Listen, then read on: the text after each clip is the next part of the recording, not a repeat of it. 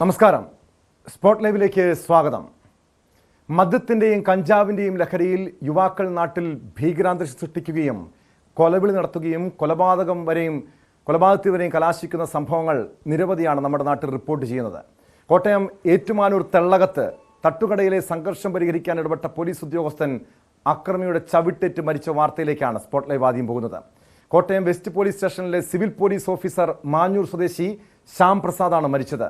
നിരവധി ക്രിമിനൽ കേസുകളിൽ പ്രതിയായ പെരുമ്പായിക്കാട് സ്വദേശി ജിബിൻ ജോർജിനെ പോലീസ് അറസ്റ്റ് ചെയ്തു. കഴിഞ്ഞ രാത്രി 1 മണിയോടെ തള്ളകത്തെ സ്വകാര്യ ആശുപത്രിക്ക് മുന്നിലെ തട്ടുകടയിലാണ് സംഘർഷമുണ്ടായത്. വിശദാംശങ്ങളുമായി ജി ശ്രീജിത്ത് ചേരുന്നുണ്ട് കോട്ടയത്ത് നിന്ന്. ശ്രീജിത്ത്, ഏറെ ദൗർഭാഗ്യകരമായിട്ടുള്ള ഒരു വാർത്തയാണ് കോട്ടയത്ത് നിന്നും കേൾക്കാൻ കഴിഞ്ഞത്. അതായത് ഒരു പോലീസ് ഉദ്യോഗസ്ഥൻ്റെ ജീവൻ നഷ്ടപ്പെടുന്നു. ഈ പ്രതിയായിട്ടുള്ള ജിബിൻ ജോർജ് നിരവധി ക്രിമിനൽ കേസുകളിൽ പ്രതിയാണെന്ന് പോലീസ് തന്നെ പറയുന്നുണ്ട്. എങ്ങനെയാണ് ഈ അക്രമ സംഭവം ഉണ്ടാകുന്നത്? പിന്നീട് അതെങ്ങനെയാണ് കൊലപാതകത്തിൽ കലാശിക്കുന്ന സംഭവങ്ങളിലേക്ക് മാറുന്നത്? ശ്രീജിത്ത്.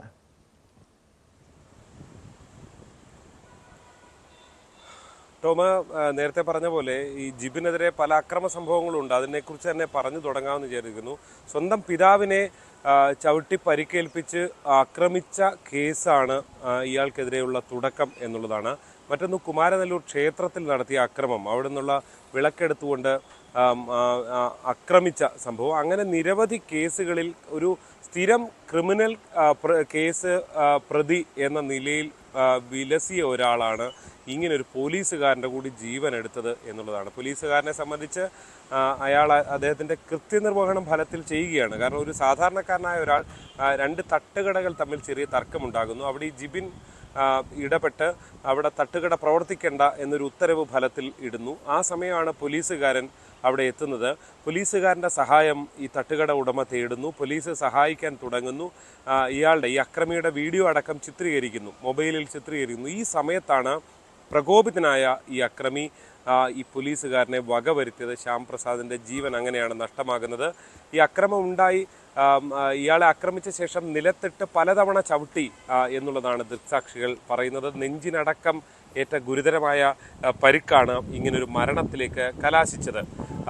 ഈ അക്രമം ഉണ്ടായ ഉടൻ തന്നെ അതുവഴി ഒരു പോലീസ് പെട്രോളിംഗ് ടീം വന്നിരുന്നു.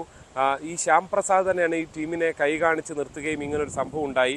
ആ സമയം ഈ പോലീസ് വാഹനം വരുന്നത് കണ്ട് ഈ അക്രമി അവിടെ നിന്ന് ഓടി രക്ഷപ്പെടാൻ ശ്രമിക്കുകയായിരുന്നു. പക്ഷെ വളരെ വേഗത്തിൽ തന്നെ ഈ പോലീസ് ടീം ഇടപെടുന്നു. ഇയാൾക്ക് പിന്നാലെ ഓടുന്നു. ഈ തെള്ളകത്ത് നിന്ന് തന്നെ ഒരുപാട് ദൂരെ അല്ലാതെ തൊട്ടടുത്ത് നിന്ന് തന്നെ ഇയാളെ പിടികൂടുന്നു. ഇയാളെ പിടികൂടി ഈ പോലീസ് ജീപ്പിലേക്ക് കയറ്റി കൊണ്ടുവരാൻ വരുന്ന സമയത്താണ് ഈ പോലീസ് ജീപ്പിനുള്ളിൽ വിശ്രമിച്ചിരുന്ന ശ്യാം പ്രസാദ് അവിടെ കുഴഞ്ഞു വീണ് കിടക്കുന്ന കാഴ്ച കാണുന്നത്.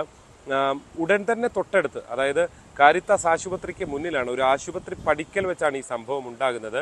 ഉടൻ തന്നെ ആശുപത്രിയിലേക്ക് പ്രവേശിപ്പിച്ചു. പക്ഷെ അപ്പോഴേക്കും ജീവൻ നഷ്ടപ്പെട്ടിരിക്കുന്നു എന്നുള്ളതാണ്. അതായത് ഈ അക്രമം ക്രൂരമായ അക്രമമായിരുന്നു.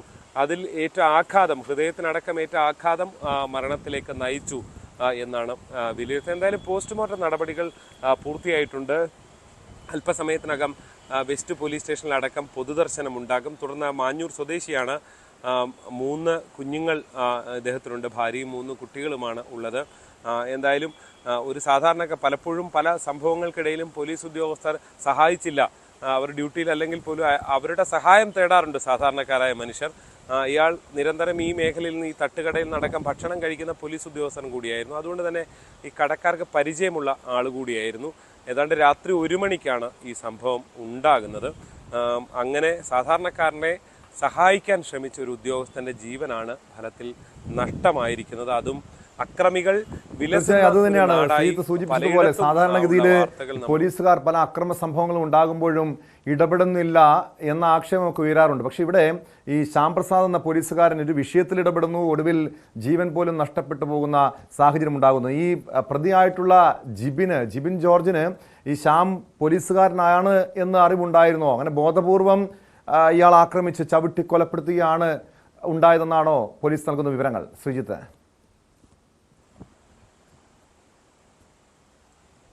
തീർച്ചയായും അങ്ങനെയാണ്. അതായത് അവിടെ ഉണ്ടാകുന്ന സംഭവം അതാണ്. നേരത്തെ മുൻപരിചയമുണ്ടോ ഇല്ലയോ എന്നുള്ളതല്ല. ഇവിടെ ഉണ്ടായിരുന്ന കടക്കാരൻ തന്നെ ജിബിനോട് പറഞ്ഞു, ഇതാ പോലീസുകാരനാണ്, ഇനി നിന്നെ പിടിക്കും, ഇനി നിന്റെ കളി നടക്കില്ല എന്ന അർത്ഥത്തിൽ സംസാരിച്ചു. ആ പോലീസാണെന്ന് അയാളെ പരിചയപ്പെടുത്തിയ ശേഷമാണ് ആ പോലീസുകാരൻ തന്നെ പിടിക്കാൻ തോന്നുന്നു എന്ന തോന്നലിൻ്റെ കൂടി അടിസ്ഥാനത്തിലാണ് അയാളെ ആക്രമിച്ച് കൊലപ്പെടുത്തിയത് എന്നുള്ളതാണ് ഏറെ ഞെട്ടിക്കുന്ന സംഭവം. അതായത് പോലീസാണെങ്കിലും ഒരു കൂസലുമില്ല എന്ന നിലയിലാണ് കാര്യങ്ങൾ പോകുന്നത്. അതായത് പോലീസിനെ ഒന്നും ഭയമില്ലാത്ത ഒരു അക്രമി സംഘം വളർന്നു വരുന്ന കാഴ്ച കൂടിയാണ് കാണുന്നത്. അവിടെ ഒറ്റയ്ക്കാണെങ്കിലും സാധാരണക്കാരനായ ആ തട്ടുകടക്കാരനെ സഹായിക്കാൻ ശ്രമിച്ച ഒരു പോലീസുകാരൻ്റെ ജീവൻ നഷ്ടമാകുന്ന കാഴ്ചയുണ്ട്. കഴിഞ്ഞ ദിവസം തന്നെ പത്തനംതിട്ട സ്റ്റാൻഡിൽ വിദ്യാർത്ഥി പോലീസുകാരനെ ആക്രമിക്കുന്ന സംഭവങ്ങളൊക്കെ നമ്മൾ കണ്ടിരുന്നതാണ്. അതായത് ഒരു സമനില തെറ്റിയ നിലയിലേക്ക് ഇത്തരം അക്രമ സംഭവങ്ങൾ മാറുന്ന കാഴ്ചയാണ്. സാധാരണ പോലീസ് എന്ന് പറഞ്ഞാൽ ഒരു സാധാരണക്കാരനൊരു ഭയമൊക്കെ ഉണ്ടാവും. പക്ഷേ അങ്ങനെ ഭയപ്പെടുത്തി സ്വയരക്ഷയ്ക്കാണ് തട്ടുകടക്കാരനും ഫലത്തിൽ ശ്രമിച്ചത്. ഇത് പോലീസാണ്, ഇനി നടപടി ഉണ്ടാകും എന്ന ശ്രമമാണ് നടത്തിയത്. അവിടെ പോലീസുകാരൻ ഇയാളുടെ അഭ്യർത്ഥന മാനിച്ച് അതിൽ ഇടപെടാൻ ശ്രമിക്കുകയും ചെയ്യുന്നു. ആ ഇടപെടലിനിടയിലാണ് ഇങ്ങനെ അതായത് 46 വയസ്സുണ്ട് ശ്യാം പ്രസാദിന്. ഇയാൾക്ക് ജിബിൻ ജോർജിന് 28 വയസ്സേ ഉള്ളൂ. സ്വാഭാവികമായിട്ട് കായികക്ഷമതയൊക്കെ കൂടിയ ആൾ തന്നെയായിരിക്കും. ശ്യാം പ്രസാദ് ഒറ്റയ്ക്കായിരുന്നു. ഒറ്റയ്ക്ക് ഇയാളെ നേരിടാൻ കഴിയാതെ വരുന്നു. നിലത്ത് വീണു പോകുന്നു. നിലത്ത് വീണപ്പോഴാണ് നെഞ്ചിൽ പലതവണ ചവിട്ടുന്ന സാഹചര്യം ഉണ്ടായത്. ആ ഒരു മർദ്ദനമടക്കമാണ് മരണത്തിലേക്ക് നയിച്ചത്. എന്തായാലും പോലീസിനെ സംബന്ധിച്ച് ഒരു സാധാരണക്കാരനായ പോലീസ് ഒരു അക്രമവിവരം കേട്ട് പോയി പോലീസ് സ്റ്റേഷനിൽ നിന്ന് പോകുന്നതല്ല. പക്ഷേ എന്നിരുന്നാൽ തന്നെയും പോലീസ് ഡ്യൂട്ടിക്കിടെ ഫലത്തിൽ സംഭവിക്കുന്ന ഒരു കൃത്യമായി തന്നെ ഇത് പരിഗണിക്കേണ്ടി വരുന്ന ഒന്നാണ്. അയാൾ പോലീസിംഗ് തന്നെയാണ് ഫലത്തിൽ അവിടെ നടത്താൻ ശ്രമിച്ചത്. പക്ഷെ അതിനിടയിൽ മറ്റൊരു കാര്യം അറിയേണ്ടത്, ഈ പ്രതിയായിട്ടുള്ള ജിബിൻ ജോർജ് അയാളുടെ പിതാവിനെ, സ്വന്തം അച്ഛനെ ഇതിനു മുൻപ് ആക്രമിച്ച കേസിലെ പ്രതിയാണ്. ഇങ്ങനെ സ്ഥിരമായി അക്രമങ്ങൾ സൃഷ്ടിക്കുന്ന ഒരു വ്യക്തി, അങ്ങനെ ഒരു ഗുണ്ടാ ലിസ്റ്റിൽപ്പെട്ട ആളാണോ? ഇയാളുടെ ഒരു ക്രിമിനൽ പശ്ചാത്തലം എന്താണ്? ലഹരിക്കടിമയാണോ? അങ്ങനെ പോലീസ് നൽകുന്ന വിവരങ്ങൾ എന്തൊക്കെയാണ് ശ്രീജിത്ത്?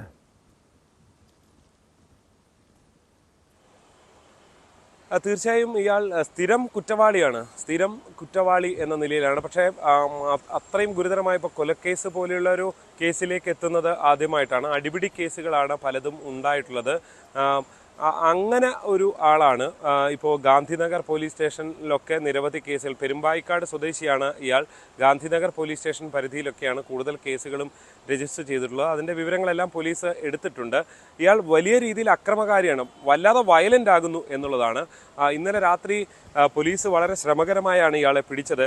തുടർന്ന് ഏറ്റുമാനൂർ പോലീസ് സ്റ്റേഷൻ പരിധിയിലാണ് ഈ ക്രൈം നടക്കുന്നത്. അതുകൊണ്ട് ഏറ്റുമാനൂർ പോലീസ് സ്റ്റേഷനിലേക്ക് എത്തിച്ചു. ലോക്കപ്പിലായ ശേഷവും ഇയാൾ വലിയ രീതിയിൽ അക്രമകാരിയായി പെരുമാറുന്നു എന്നുള്ളതാണ്. മദ്യലഹരിയിലായിരുന്നു എന്നുള്ള സൂചനകളുണ്ട്. അതിനനുസരിച്ചുള്ള പരിശോധനകളൊക്കെ പിന്നീട് നടത്തിയിട്ടുണ്ട്. എന്തായാലും ഇയാളൊരു സ്വതവേ ഒരു അക്രമകാരിയാണ്. പല സ്ഥലങ്ങളിൽ ഇങ്ങനെ അക്രമം ഉണ്ടാക്കിയ ആളാണ്. അതുകൊണ്ട് തന്നെ വളരെ പെട്ടെന്ന് അക്രമത്തിലേക്ക് പോകുന്ന ഒരാളാണ് എന്നുള്ളത് നിലവിലുള്ള കേസുകൾ തന്നെ പരിശോധിച്ചാൽ മനസ്സിലാവുന്നതാണ്. ഇന്നലെയും അങ്ങനെ തന്നെയാണ്. പോലീസിനെ പോലും കൂസലില്ലാതെ അടിച്ച് തകർത്ത് ചവിട്ടി കൊല്ലുന്ന നിലയിലേക്കാണ് ഇയാളുടെ പ്രവൃത്തി ഉണ്ടായത്. എന്തായാലും പോലീസിന് ആശ്വാസമായിട്ടുള്ളത് തൊട്ടടുത്ത പോലീസ് സംഘം എത്തുകയും അവർ വളരെ വേഗത്തിൽ ഇടപെടുകയും വളരെ വേഗത്തിൽ ഇവരെ പിടികൂടുകയും ചെയ്തു എന്നുള്ളത് പോലീസിനെ സംബന്ധിച്ച് ആശ്വാസകരമായ ഒന്നാണ്. എന്തായാലും അതുകൊണ്ട് തന്നെ കേസിനെ സംബന്ധിച്ച് വലിയ തുടർ നടപടികൾ സൂചിപ്പിച്ചതുപോലെ ഏറെ ഭീതിപ്പെടുത്തുന്ന വാർത്തകളാണ് കേരളത്തിലെ പലയിടങ്ങളിൽ നിന്നും കേൾക്കുന്നത്. ലഹരിക്കും മദ്യത്തിനും അടിമകളായ യുവാക്കൾ അക്രമ സംഭവങ്ങൾ നടത്തുന്നു, അത് കൊലപാതകത്തിന് വരെയും കലാശിക്കുന്ന വാർത്തകൾ പല ദിവസങ്ങളിലും പുറത്തു വരുന്നുണ്ട്. പത്തനംതിട്ടയിൽ നിന്നും സമാനമായ മറ്റൊരു വാർത്ത വരുന്നു. പത്തനംതിട്ട തെങ്ങമത്ത് കടയിൽ കയറി യുവാക്കളുടെ ആക്രമണം. മദ്യലഹരിയിലായിരുന്നു ആക്രമണം. നിരവധി കേസുകളിൽ പ്രതികളായ യുവാക്കളാണ് ആക്രമണം നടത്തിയത്. മദ്യലഹരിയിലായിരുന്നു സംഭവമെന്ന് പോലീസ് പറയുന്നു. പ്രശ്നമുണ്ടാക്കിയ 2 യുവാക്കൾ പല കേസുകളിലും പ്രതികളെന്നാണ് പോലീസ് നൽകുന്ന വിവരങ്ങൾ. പത്തനംതിട്ടയിൽ നിന്ന് ശശിനാരായണൻ ചേരുന്നുണ്ട് വിശദാംശങ്ങളുമായി. ശശിനാരായണൻ, നമ്മൾ കോട്ടയത്ത് നിന്ന് ജി ശ്രീജിത്ത് നേരത്തെ റിപ്പോർട്ട് ചെയ്ത വാർത്ത, ഒരു ലഹരിക്കടിമയായ യുവാവ് പോലീസിന് നേരെ ആക്രമണം നടത്തുന്ന ഒടുവിൽ പോലീസുകാരൻ്റെ ജീവൻ വരെ നഷ്ടപ്പെടുന്ന സംഭവമാണ്. ഇത് അതിലും ഭീകരമായ കാഴ്ചകളാണ്, ദൃശ്യങ്ങളാണ് പുറത്തു വരുന്നത്. എന്താണ് ഈ ആക്രമണത്തിൻ്റെ ഒരു പശ്ചാത്തലം? അതിലേക്ക് നയിച്ച കാരണം എന്താണ് ശശിനാരായണൻ?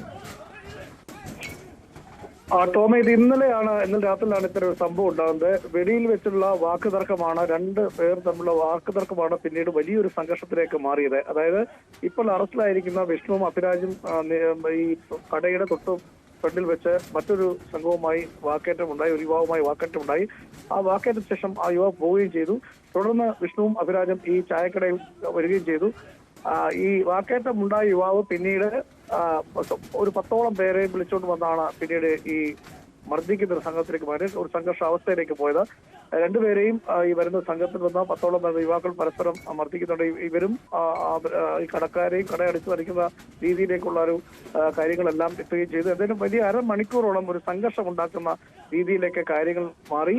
പരസ്പരം ഒരക്രമമാണ് ഈ സംഗമത്ത് കടയിലുണ്ടായത്. കട ഉടമ അടക്കമുള്ള ആളുകൾക്ക് ചെറിയ തോതിൽ പരിക്കുകൊണ്ടിട്ടുണ്ട്. കടയുടമയുടെ കയ്യിൽ നിന്നും കത്തി പിടിച്ചു വാങ്ങി ഇവർ വീശി പരസ്പരം ദേഹത്ത് കുത്താനൊക്കെ ശ്രമിക്കുകയൊക്കെ ഈ അടിയുണ്ടാക്കുന്നവർ തമ്മിൽ കുത്താനൊക്കെ ശ്രമിക്കുന്ന ഒരു സാഹചര്യം കൂടി ഉണ്ടായിരുന്നു. എന്തായാലും അതെല്ലാം പോലീസ് ഈ കടക്കാരും അല്ലെങ്കിൽ ഓടിക്കൂടി അവരൊക്കെ നിയന്ത്രിച്ചാണ് പിന്നീട് ഇത് ഒരു സമാധാന അന്തരീക്ഷത്തിലേക്ക് മാറിയത്. എന്തായാലും ഈ അടി ഉണ്ടാക്കിയ സംഘത്തിൽ 2 പേരെയാണ് അടൂർ പോലീസ് ഇപ്പോൾ അറസ്റ്റ് ചെയ്തിട്ടുള്ളത്. അത് സന്തോഷം അഭിരാജുമാണ്. ഈ സംഘങ്ങൾക്ക് നേരത്തെയും ഇത്തരത്തിൽ ഒരു ക്രിമിനൽ പശ്ചാത്തലം ഉള്ളവരാണെന്നാണ് പോലീസ് വ്യക്തമാക്കുന്നത്. നേരത്തെയും ചില സംഘർഷങ്ങളും അടിപിടി കേസുകളും ഒക്കെ ഉള്ള വ്യക്തികൾ തന്നെയാണ് ഇത്തരത്തിൽ പരസ്പരം ഏറ്റുമുട്ടിയത്.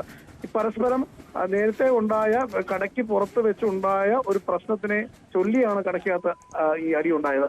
എന്തായാലും വലിയ നാശനഷ്ടവും അവിടെ ഉണ്ടായതുകൊണ്ട് ഭാഗ്യത്തിനാണ് ജീവൻ നഷ്ടപ്പെടാത്ത സാഹചര്യം പലർക്കും ഉണ്ടായത്. കാരണം കത്തി വെച്ച് വളരെ വീശുകയും കുത്തുകയും ശ്രമിക്കുകയൊക്കെ ചെയ്യുന്ന ഒരു സാഹചര്യം കൂടി ഇന്നലെ രാത്രി ഉണ്ടായിരുന്നു. അതെല്ലാം തടഞ്ഞ് പിന്നീടാണ് ഈ സമാധാനത്തോടുകൂടി ആളുകൾ ഇടപെട്ടാണ് ഈ പ്രശ്നം ശാന്തമാക്കുകയും പോലീസ് കേസെടുക്കുകയും ചെയ്തിട്ടുള്ളത്. ടോമേ,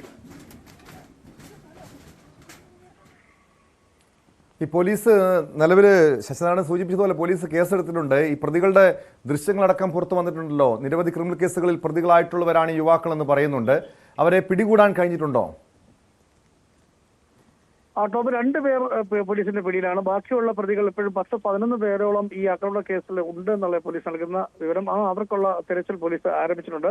എന്തായാലും ഈ സംഘർഷവുമായി ബന്ധപ്പെട്ട് 2 പേരാണ് അറസ്റ്റായിട്ടുള്ളത്. അത് വിഷ്ണുവും അഭിരാജുമാണ് അറസ്റ്റിലായിട്ടുള്ളത്. ബാക്കിയുള്ളവർക്കായുള്ള അന്വേഷണം തെരച്ചിൽ പോലീസ് ഇപ്പോൾ നടത്തി വരികയാണ്. എന്തായാലും അവരെ കൂടി ഇതിൽ പ്രതിയായിട്ടുണ്ടെന്നാണ് പോലീസ് നൽകുന്ന വിവരം. എന്തായാലും ഒരു വലിയ സമാധാനമായ ഒരു പ്രദേശമാണ് ഈ അടൂർ തെങ്ങമ. ആ പ്രദേശത്ത് ഒരു സംഘർഷം ഉണ്ടാക്കുന്ന രീതിയിലേക്ക് കാര്യങ്ങൾ എത്തിച്ചത് ഈ ലഹരിയുടെ യുവാക്കളെല്ലാം ലഹരിയായിരുന്നു. ഈ സംഘർഷം ഉണ്ടാക്കിയ യുവാക്കളും മദ്യലഹരിയിലായിരുന്നു. ആ ലഹരിയിലാണ് പരസ്പരം ഒരു വാക്കേറ്റം ഉണ്ടാവുകയും അതിനുശേഷമുണ്ടായ സംഘർഷം വലിയ രീതിയിൽ ഒരു കട അടിച്ച് തകർക്കുന്ന രീതിയിലേക്ക് മാറിയത്. ഏതായാലും മറ്റ് ക്രൂരമായ മർദ്ദനം ഏൽക്കേണ്ടതായി വന്നു. കടയിലെ ജീവനക്കാർക്കും അതുപോലെ കടയിലെ സാധനങ്ങൾ നശിപ്പിക്കേണ്ട ഒരു സാഹചര്യം ഉണ്ടായി. അങ്ങനെയൊക്കെ ഒരു കാര്യങ്ങൾ ഈ ആക്രമണവുമായി ബന്ധപ്പെട്ട് ഉണ്ടായിട്ടുണ്ട് കേട്ടോ. ഈ മർദ്ദനമേറ്റ ചില യുവാക്കളെ ഒരു യുവാവിനെ വളഞ്ഞിട്ട് ആക്രമിക്കുന്ന, സംഘം ചേർന്ന് വളഞ്ഞിട്ട് ആക്രമിക്കുന്ന ആണല്ലോ ദൃശ്യങ്ങളിൽ നിന്ന് നമുക്ക് മനസ്സിലാക്കാൻ കഴിയുന്നത്. അങ്ങനെ ഈ കടയ്ക്ക് പുറത്ത്, ഈ സ്ഥാപനത്തിന് പുറത്തുണ്ടായൊരു സംഭവമാണ് അത് പിന്നീട് വലിയ സംഘർഷത്തിൽ, ആക്രമണത്തിലൊക്കെ കലാശിക്കുന്നത്. അതെന്താണ്, ഈ കടയ്ക്ക് പുറത്തുണ്ടായ പ്രശ്നം എന്താണെന്ന് മനസ്സിലാക്കാൻ കഴിഞ്ഞിട്ടുണ്ടോ? ടോമ, ഇവർ നേരത്തെ തമ്മിൽ എന്തെങ്കിലും പ്രശ്നങ്ങൾ ഉണ്ടായിട്ടുണ്ട് എന്നുള്ളതാണ് പോലീസ് പറയുന്നത്. അല്ലെങ്കിൽ ഇത്തരത്തിൽ വെളിയിൽ വെച്ച് ഈ 2 യുവാക്കൾ, അതായത് വിഷ്ണുവും അഭിരാജും ഈ കടയ്ക്ക് വെളിയിൽ വെച്ചാണ് മറ്റൊരു യുവാവുമായി തർക്കം ഉണ്ടാവുകയും അടി ഉണ്ടാവുകയും ചെയ്തത്. ആ അടിക്ക് ശേഷം ആ യുവാവ് പോവുകയും ചെയ്തു.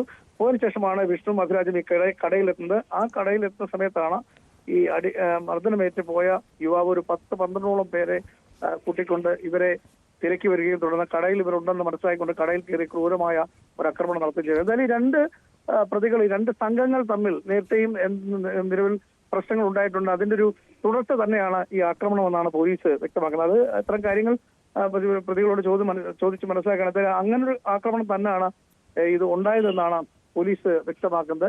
വലിയ രീതിയിലൊരു ആക്രമണം തന്നെയാണെന്ന്, ജീവൻ നഷ്ടപ്പെടുന്ന രീതിയിലും ഒക്കെ ക്രൂരമായ രീതിയിലാണ്, നമുക്ക് ആ ദൃശ്യങ്ങളിൽ കാണാം, ക്രൂരമായ ഒരു മർദ്ദനമാണ് ഉണ്ടായിട്ടുള്ളത്. എന്തായാലും പോലീസ് പെട്ടെന്ന് തന്നെ ഈ വിഷയമുണ്ടായ സമയം തന്നെ കേസെടുക്കുകയും 2 പേരെ ഉടൻ തന്നെ അറസ്റ്റ് ചെയ്യുകയും ചെയ്തു. 11ഓളം പേര് ഈ കേസുമായി ബന്ധപ്പെട്ട് ഈ സംഘർഷം ഉണ്ടാക്കിയ യുവാക്കള്, അതിൽ 11ഓളം പേരുടെ കേസെടുത്തിട്ടുണ്ട്. അവർക്കായുള്ള അന്വേഷണം പോലീസ് ആരംഭിച്ചിട്ടുണ്ട്. എന്തായാലും മദ്യലഹരിയിൽ നടന്ന ഒരു സംഘർഷമാണ് ഇത്തരത്തിൽ ഉണ്ടായത് എന്നുള്ള കാര്യമാണ് നമുക്ക് ഈ പോലീസിൽ നിന്ന് അറിയുന്ന വിവരം. ടോം. യെസ്, വ്യക്തമാണ്. പത്തനംതിട്ടയിൽ നിന്ന് ശശി നാരായണനാണ് വിവരങ്ങൾ നൽകിയത്. പത്തനംതിട്ടയിലൊരു തട്ടുകടയിലാണ് ഈ രീതിയിലുള്ള അക്രമ സംഭവങ്ങൾ ഉണ്ടാകുന്നു, ഭീകരാന്തരീക്ഷം സൃഷ്ടിക്കുന്നു.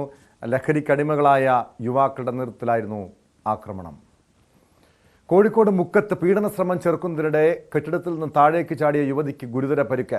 ഇന്നലെ രാത്രി 11:30യോടെയാണ് സംഭവം. സ്വകാര്യ ലോഡ്ജിലെ ജീവനക്കാരിയായ യുവതിക്കാണ് പരിക്കേറ്റത്. സംഭവത്തിൽ ലോഡ്ജ് ഉടമ ഉൾപ്പെടെയുള്ളവർക്കായി പോലീസ് അന്വേഷണം ഊർജിതമാക്കിയിട്ടുണ്ട്. വിശദാംശങ്ങളുമായി MS അനീഷ് കുമാർ ചേരുന്നുണ്ട്.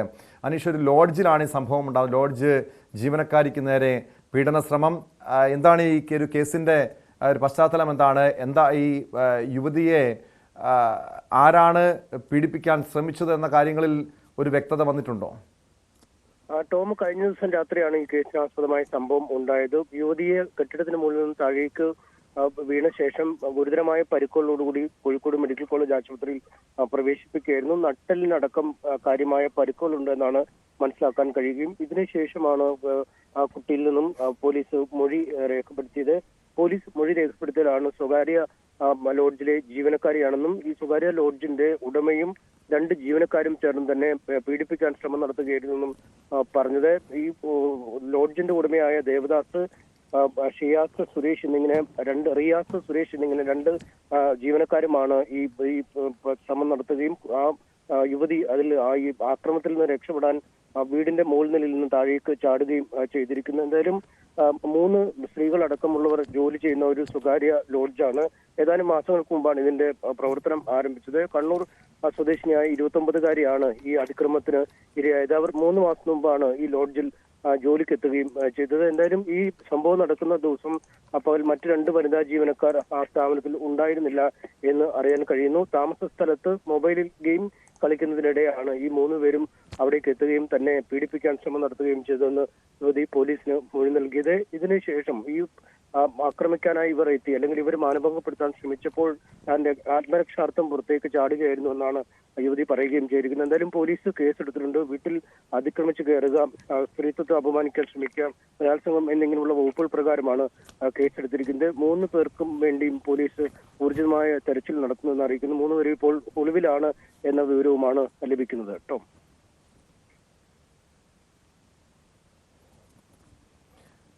ഇതിനു മുൻപ് ഈ ലോഡ്ജിൽ ഇതുപോലുള്ള സംഭവങ്ങൾ ഉണ്ടായിട്ടുണ്ടോ? കാരണം ആ ലോഡ്ജിൻ്റെ ഒരു സ്വഭാവം എന്താണ്? ഏതെങ്കിലും ഇതിലുള്ള വഴിവിട്ട ഇടപാടുകളൊക്കെ നടക്കുന്നൊരു സ്ഥലമാണോ അനീഷ് സ്ഥലം ഈ ലോഡ്ജ്? അങ്ങനെ അധികം പഴക്കമുള്ളൊരു ലോഡ്ജ് അല്ല. 3-4 മാസങ്ങൾ മാത്രമാണ് അതിന്റെ പ്രവർത്തനം ആരംഭിച്ചിട്ടുള്ളത്. അവിടേക്ക് പുതിയ ജീവനക്കാരെന്ന രീതിയിൽ തന്നെയാണ് ഈ സ്ത്രീ അടക്കമുള്ളവർ എത്തുകയും ചെയ്തത്. അതുകൊണ്ട് മറ്റ് ഒരുപാടൊരു പ്രവൃത്തി പരിചയമുള്ളതോ അല്ലെങ്കിൽ മറ്റു പ്രശ്നങ്ങൾ നടക്കുന്ന ഒരു ഇടമായി കരുതാൻ കഴിയില്ല. പുതിയൊരു ലോഡ്ജാണ്. ആ ലോഡ്ജിൽ വെച്ചാണ് എന്താണ് സംഭവം എന്നതിനെ കുറിച്ച് കുറച്ചുകൂടി വ്യക്തമായി യുവതിയിൽ നിന്ന് മൊഴിയെടുക്കുമെന്നാണ് പോലീസ് പറയുന്നത്. നിലവിൽ ആ കുട്ടി ആദ്യം ഈ അവ്യക്തമായി തന്നെ ആരോ ആക്രമിക്കാൻ വന്നു എന്ന രീതിയിൽ പറയുകയും പിന്നീട് ആരോഗ്യസ്ഥിതി കുറച്ചുകൂടി മെച്ചപ്പെട്ട ശേഷമാണ് കൃത്യമായ ഒരു മൊഴി നൽകുകയും ഈ തന്റെ സ്ഥാപനത്തിലെ ഉടമയും സഹപ്രവർത്തകരും തന്നെയാണ് തന്നെ പീഡിപ്പിക്കാൻ ശ്രമിച്ചതെന്ന് വ്യക്തമാക്കുകയും ചെയ്തു. എന്നാൽ മറുവശത്ത് മറ്റു ചില കാര്യങ്ങളാണ് ഈ ലോഡ്ജുമായി ബന്ധപ്പെട്ട അവരുടെ അടുത്ത വൃത്തങ്ങൾ പറയുന്നത്. ഇത്തരമൊരു ശ്രമം നടത്തിയിട്ടില്ല. ഈ കുട്ടിയോട് സംസാരിക്കാനായി ഈ താമസ സ്ഥലത്തേക്ക് പോയപ്പോൾ പെട്ടെന്ന് പ്രകോപിതയായി കുട്ടി മുകളിൽ നിന്ന് താഴേക്ക് ചാടുകയായിരുന്നു അടക്കമുള്ളതാണ് അവർ പറയുന്നത്. പക്ഷെ ഒരു വ്യക്തത ഈ കേസുമായി ബന്ധപ്പെട്ട് കൂടുതൽ തെളിവുകൾ ശേഖരിക്കാനും CCTV ദൃശ്യങ്ങളടക്കം ഉള്ള സമീപ സ്ഥലത്തെ പരിശോധിക്കാനും ഈ സ്ഥാപനത്തിനെ കുറിച്ച് കൂടുതൽ അന്വേഷിക്കാനും ഒക്കെ പോലീസ് തയ്യാറെടുക്കുന്നുണ്ട്. ഈ വളരെ ചുരുങ്ങിയ കാലത്തിനുള്ളിൽ താമസിച്ച ഒരു സ്ഥാപനം, അതിൽ വനിതാ ജീവനക്കാരടക്കം ജോലി ചെയ്യുന്ന സാഹചര്യം, മറ്റ് ആർക്കെങ്കിലും സമാനമായ രീതിയിൽ തന്നെയുള്ള മോശമായ പെരുമാറ്റം ഉടമകളുടെ ജീവനക്കാരുടെ ഭാഗത്തുനിന്നും ഉണ്ടായിട്ടുണ്ടോ എന്നടക്കമുള്ള കാര്യങ്ങൾ പരിശോധിക്കും. എന്തായാലും നിലവിൽ ഈ ഉടമയും തൊഴിലാളികളും ഒക്കെ ഒളിവിലാണ്. പോലീസ് അന്വേഷണം ഊർജിതമായി അല്ലെങ്കിൽ കാര്യക്ഷമമായി മുന്നോട്ട് കൊണ്ടുപോകണം എന്നാണ് യുവതിയുടെ ബന്ധുക്കളും. അവർ കണ്ണൂരിൽ നിന്നും കോഴിക്കോട് എത്തിയിരുന്നു. നിലവിൽ അന്വേഷണത്തിന്റെ ഒരു ആദ്യഘട്ടമാണ്. കൃത്യമായ ഒരു അന്വേഷണം നടക്കുമെന്ന് പരിശോധിക്കും. പ്രതികളെ കേന്ദ്രീകരിച്ചുള്ള അന്വേഷണം എങ്ങനെ നീങ്ങുന്നു? ഈ ലോഡ്ജ് ഇപ്പോഴും അവിടെ പ്രവർത്തിക്കുന്നുണ്ടോ, തുറന്ന് പ്രവർത്തിക്കുന്നുണ്ടോ? അതോടൊപ്പം അറിയേണ്ടത് അനീഷ്, ഈ പരിക്കേറ്റ യുവതിയുടെ ആരോഗ്യനില ഇപ്പോൾ എങ്ങനെയുണ്ട്? യുവതിയുടെ ആരോഗ്യനില മെച്ചപ്പെട്ടിട്ടുണ്ട് എന്നാണ് അറിയാൻ കഴിയുന്നത്. പക്ഷേ ഗുരുതരമായ പരുക്കുകളുണ്ട്. ഈ 1ാം നിലയുടെ വീടിന്റെ ടെറസിന്റെ മുകളിൽ നിന്ന് താഴേക്ക് ചാടിയത് കൊണ്ട് തന്നെ ഗുരുതരമായ പരിക്കുകൾ ശരീരത്തുണ്ട്. ശാരീരിക ബുദ്ധിമുട്ടുകൾ ഏറെ ഉണ്ടെങ്കിലും ഈ ജീവനോടെ ലഭിക്കുന്നു അല്ലെങ്കിൽ അത്തരത്തിലൊരു അപകടാവസ്ഥയിലേക്ക് ആ കാര്യങ്ങൾ പോയിട്ടില്ല എന്നാണ് ഡോക്ടർമാർ പറയുന്നത്. പക്ഷേ നട്ടെല്ലിനടക്കം ഗുരുതരമായ പരിക്കുകൾ ഉള്ളതിനാൽ ദീർഘകാല ചികിത്സയിലേക്ക് പോകേണ്ട ഒരു അനിവാര്യതയുമുണ്ട് എന്നും ഡോക്ടർമാർ പറയുന്നു. ഗുരുതരമായ പരിക്കുകളാണ് നിലവിൽ ഉള്ളത്. പക്ഷേ പ്രതികളെ കുറിച്ചുള്ള കൃത്യമായ വിവരങ്ങൾ ഇപ്പോഴും പോലീസിന് ലഭ്യമല്ല. അവരെക്കുറിച്ച് അന്വേഷണം നടത്തിയെങ്കിലും അവരുടെ തൊഴിലിടത്തോ അല്ലെങ്കിൽ വീട്ടിലൊക്കെ അന്വേഷിച്ച് പോലീസ് എത്തിയെങ്കിലും അവരെ കണ്ടെത്താൻ കഴിഞ്ഞിട്ടില്ല. മൊബൈൽ ഫോണുകൾ 3 പേരുടെയും സ്വിച്ച് ഓഫ് ആണ്. അവർ നിലവിൽ ഒളിവിലേക്ക് മാറിക്കഴിഞ്ഞിരിക്കുന്നു അല്ലെങ്കിൽ ഒളിവിലാണ് എന്ന വിവരമാണ് ലഭിക്കുന്നത്. ഒരുപക്ഷെ മുൻകൂർ ജാമ്യ ഹർജിക്ക് അടക്കം കോടതിയെ സമീപിക്കാനുള്ള സാധ്യതയും തള്ളിക്കളയാൻ കഴിയില്ല. ലോഡ്ജിന്റെ പ്രവർത്തനം ഇപ്പോൾ പൂർണ്ണമായും നിർത്തിവെച്ചിരിക്കുകയാണ്. വ്യക്തമാണ്. കോഴിക്കോട് നിന്ന് MS സനീഷ് കുമാറാണ് വിവരങ്ങൾ നൽകിയത്. പീഡനശ്രമം ചെറുക്കുന്നതിനിടെയാണ് യുവതി ലോഡ്ജിന്റെ കെട്ടിടത്തിന്റെ മുകളിൽ നിന്നും താഴേക്ക് ചാടിയത്. ഈ പ്രതികൾക്ക് വേണ്ടി ലോഡ്ജ് ഉടമ ഉൾപ്പെടെയുള്ള പ്രതികൾക്ക് വേണ്ടി അന്വേഷണം പോലീസ് ഊർജിതമാക്കിയിട്ടുമുണ്ട്. സ്പോട്ട് ലൈവിലേക്ക് തിരികെ എത്താം ഇടവേള കഴിഞ്ഞ്.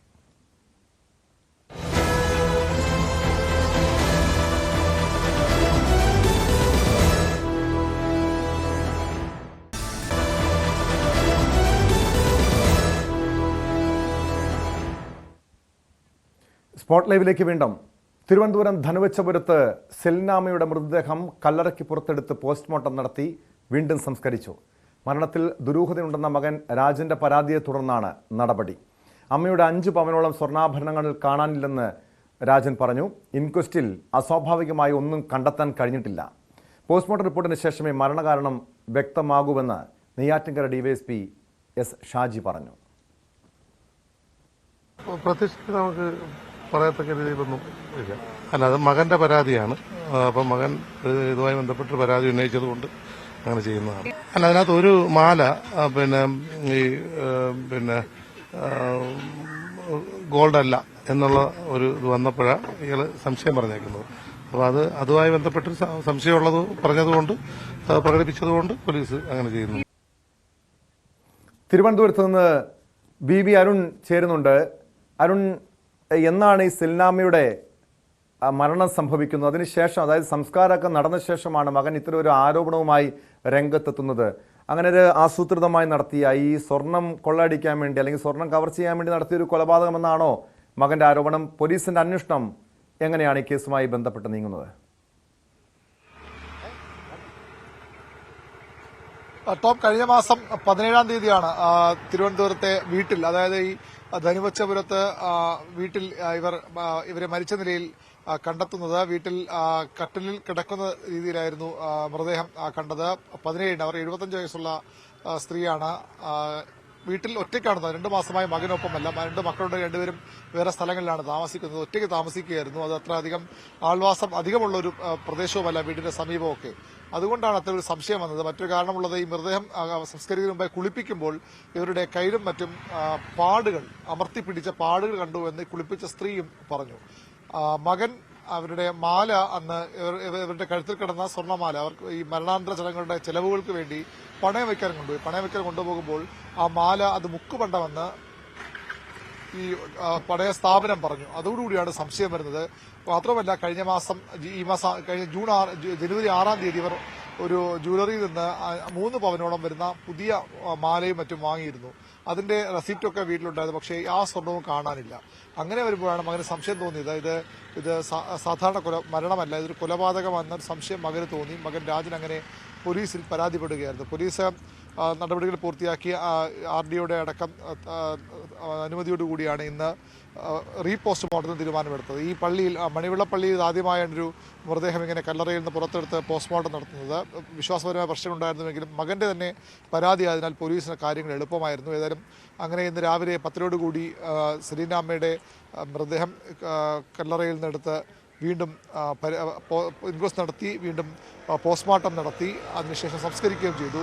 പ്രാഥമികമായി 10-14 ദിവസം പഴക്കമുള്ള മൃതദേഹമാണെങ്കിൽ പോലും പ്രാഥമികമായി ഒരു ആരോപിക്കും പോലുള്ള ഒരു മർദ്ദനമേറ്റ പാടുകളോ ഒന്നും ശരീരത്തിൽ കാണാനായില്ലെന്നാണ് ഈ ഇൻക്വസ്റ്റ് പങ്കെടുത്ത പോലീസ് ഉദ്യോഗസ്ഥരും മറ്റും പറയുന്നത്. പക്ഷേ അതൊരു കൃത്യമായ വിവരമാകില്ല. കാരണം ഇത്രയധികം ജീർണിച്ച ശരീരമാണ്. പോസ്റ്റ്മോർട്ടം റിപ്പോർട്ടും അതുപോലെ ആന്തരിക പരിശോധനാ ഫലവും ഒക്കെ പുറത്തു വരേണ്ടതുണ്ട്. ഫോറൻസിക് സംഘം 3 ഡോക്ടർമാർ ഉൾപ്പെടെ സംഘം എത്തിയാണ് ഈ പോസ്റ്റ്മോർട്ടം നടപടികൾക്ക്. പക്ഷേ അരുൺ തിരിച്ചെത്താം. അതിനു മുൻപ് ഈ മകൻ രാജന്റെ പ്രതികരണം വന്നിരുന്നു. കാരണം ഈ സ്വർണം നഷ്ടപ്പെട്ടു, അമ്മയുടെ കഴുത്തിൽ 5 പവനോളം തൂക്കമുള്ള സ്വർണം നഷ്ടപ്പെട്ടു എന്നാണ് മകൻ രാജൻ നേരത്തെ മാധ്യമങ്ങളോട് പ്രതികരിച്ചത്. അപ്പം അമ്മയുടെ കഴുത്തിൽ ഒരു 2 കമ്മലും 2 ഇയർ ചെയിനും ഒരു മാലയുണ്ടായിരുന്നു. ഈ അടക്കത്തിൻ്റെ ആവശ്യത്തിലേക്ക് വേണ്ടി ഇതുകൊണ്ട് പണയം വയ്ക്കാൻ പോയപ്പോൾ അതൊരു മുക്കുപണ്ടമായിരുന്നു. അപ്പം ഞാനും വീട്ടിൽ കുറച്ച് ദിവസം ഇല്ലായിരുന്നു. അപ്പം ഞാനില്ലാത്തതുകൊണ്ടാവും അമ്മ ഈ മാലയും സാധനങ്ങളെല്ലാം അലമാരിൽ വെച്ചിട്ടുണ്ടാവുമെന്നാണ് ഞാൻ കരുതിയത്. അപ്പം നമ്മൾ ഇത് കഴിഞ്ഞിട്ട് അടക്കമെല്ലാം കഴിഞ്ഞതിന് ശേഷമാണ് ഈ അലമാര തുറക്കുന്നത്. അപ്പോഴേക്കും അമ്മ ഈ അടുത്ത ദിവസം, അതായത് കഴിഞ്ഞ മാസം 6-ാം തീയതി ഈ ജോയ് ആലുക്കാസിൽ നിന്ന് 3 പവൻ്റെ ആഭരണം വാങ്ങിച്ചിട്ടുണ്ട്. ഇവിടെ കയ്യിൽ കുറച്ച് 2 വളയും മോതിരമൊക്കെ ഉണ്ടായിരുന്നു. അപ്പോൾ ഇതെല്ലാം നഷ്ടപ്പെട്ടപ്പോഴേക്കും പിന്നെയാണ് ബന്ധുക്കൾക്ക് എല്ലാവർക്കും സംശയമായി. ആ സംശയം എനിക്കും ബലപ്പെട്ടു. അപ്പം പിന്നെ അതിൻ്റെ സത്യാവസ്ഥ അറിയാൻ വേണ്ടി ഞാൻ സ്റ്റേഷനിൽ പരാതിപ്പെടുകയും അതിപ്പം ഈ പോസ്റ്റ്മോർട്ടം കഴിഞ്ഞു. ബാക്കിയുള്ള കാര്യങ്ങളെല്ലാം ഇനി പോസ്റ്റ്മോർട്ടത്തിന് ശേഷം റിസൾട്ട് വരുമ്പോൾ അറിയാം. വി അരുണിലേക്ക് വീണ്ടും.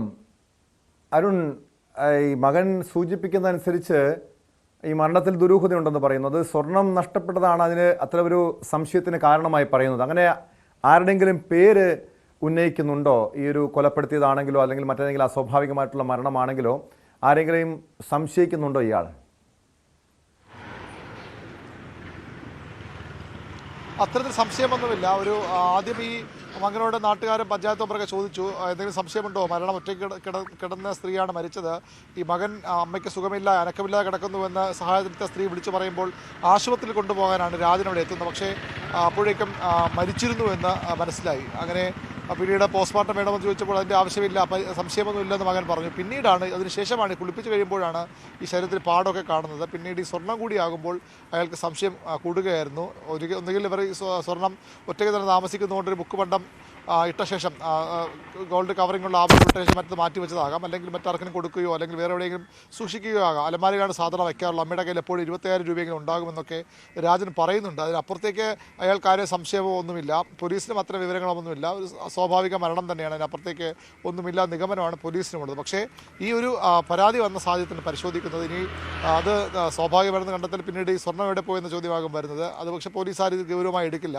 ആ സ്വർണം കാണാതെ പോയത് തന്നെയാണ് മകനെ ഇത്തരത്തിൽ ഒരു സംശയത്തിലേക്ക് എത്തിച്ചത്. അതിനൊപ്പം ഈ കയ്യിൽ പാടുകളുണ്ടായിരുന്നു, ചതഞ്ഞ മുറുക്കി പിടിക്കുമ്പോഴുള്ള പാടുകൾ ഇവരുടെ ശരീരത്തിലുണ്ടായിരുന്നു എന്ന ഈ കുളിപ്പിച്ച സ്ത്രീയുടെ മൊഴിയും കൂടിയാണ് അത്തരത്തിലൊരു സംശയത്തിലേക്ക് രാജനെ എത്തിച്ചത്. അതിനപ്പുറത്തേക്ക് ഇതിൽ ഇതുവരെ കാര്യമായൊരു അസ്വാഭാവികത ഉണ്ടെന്ന് പോലീസിന് സംശയമില്ല.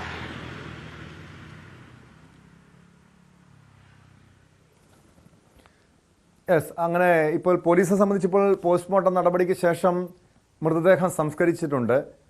ഈ രാജൻ്റെ മൊഴി എടുത്തിട്ടുണ്ട്. കൂടുതൽ ഈ ബന്ധുക്കളിലേക്കാണോ അന്വേഷണം നീങ്ങുന്നത്? അവരുടെയൊക്കെ കൂടുതൽ ഈ മരിച്ച സെന്നാമിയുമായി ബന്ധമുള്ള ആളുകളുടെ ചോദ്യം ചെയ്യുക, ആളുകളുടെ മൊഴിയെടുക്കുക, അത്തരമൊരു നടപടികളൊക്കെ ഉടൻ ഉണ്ടാകുമോ? അതോ പോസ്റ്റ്മോർട്ടം റിപ്പോർട്ട് ലഭിച്ച ശേഷം മാത്രമായിരിക്കും പോലീസ് ആ രീതിയിലുള്ളൊരു നടപടികളിലേക്ക് കടക്കുകയുള്ളൂ? പോസ്റ്റ്മോർട്ടം റിപ്പോർട്ടിന് ശേഷം മാത്രമേ റിപ്പോർട്ട് ലഭിച്ച ശേഷം മാത്രമേ അത്തരം നടപടിയിലേക്ക് പോലീസ് കടക്കാനിടയുള്ളൂ. ഡിവൈഎസ്പി എന്ന് സംസാരിച്ചിരുന്നു. അതിനപ്പുറത്തേക്ക് കാര്യമായി അവർ ഗൗരവത്തോടെ ഈ ഒരു വിഷയം ഒരു കൊലപാതകമെന്ന ഒരു പ്രാഥമിക സൂചന പോലും പോലീസിന്. അതുകൊണ്ട് തന്നെ അവർ അത്തരം നടപടിയിലേക്ക് കടക്കില്ല. മകൻ ഇത്തരം ഒരു പരാതി പറഞ്ഞുകൊണ്ട് മാത്രമാണ് ഈ റീപോസ്റ്റ്മോർട്ടം അല്ലെങ്കിൽ ഈ കല്ലറ നിന്നെടുത്ത് പോസ്റ്റ്മോർട്ടത്തിന് പോലീസ് തയ്യാറായത്. അപ്പുറത്തേക്ക് പോലീസിന് ഇതിൽ ഒരു പരാതി നിന്ന് കഴമ്പുണ്ടെന്നോ അല്ലെങ്കിൽ ഇത്തരത്തിലൊരു കൊലപാതകമായ സാധ്യതയൊന്നും പോലീസ് ഈ ഘട്ടത്തിൽ അങ്ങനെ വിലയിരുത്തുന്നില്ല. അതുകൊണ്ടാണ് അവർ ആ ഒരു പോസ്റ്റ്മോർട്ടം റിപ്പോർട്ട് വരട്ടെ, റിപ്പോർട്ട് ലഭിച്ച ശേഷം മതി കൂടുതൽ നടപടികൾ, വേണ്ടി വന്നാൽ പിന്നീട് ചോദ്യം ചെയ്യലുമൊക്കെ അതിന് ശേഷം മാത്രമേ ഉണ്ടാകുകയുള്ളൂ.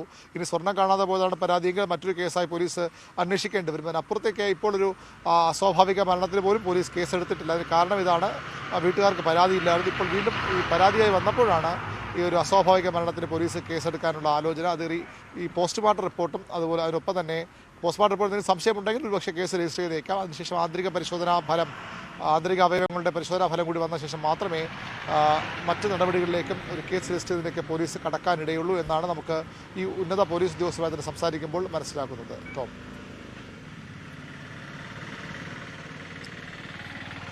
ഇനി അതല്ലെങ്കിൽ ഈ മരിച്ച സ്ത്രീ വീട്ടമ്മ അവർ ഈ സ്വർണം എവിടെയെങ്കിലും പണയം വെക്കാനോ മറ്റോ അങ്ങനെയുള്ള സാധ്യതയുണ്ടോ?